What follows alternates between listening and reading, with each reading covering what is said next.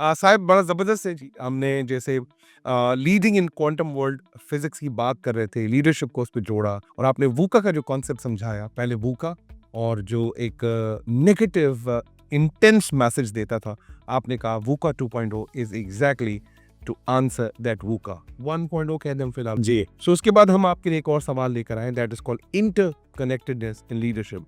मैं थोड़ा-सा इख्तलाफ तो ज़रूर है लेकिन मैं चाहता हूँ आपसे सुनूँ कि how can leader foster collaborations and shared purposes in a diverse team. Mostly मैंने देखा है कि इस मुआशरे में मैं आपका काम रोकूंगा ना तो ही मैं हाईलाइट होऊंगा, इसका काम रोक के रखो, साइड कर दो। कोलैबोरेशन की बात तब आती है जब बोर्ड में सामने वाला सेठ हमसे सवालात कर रहा होता है। बस कोलैबोरेशन की बातें होती हैं, काम नहीं होता।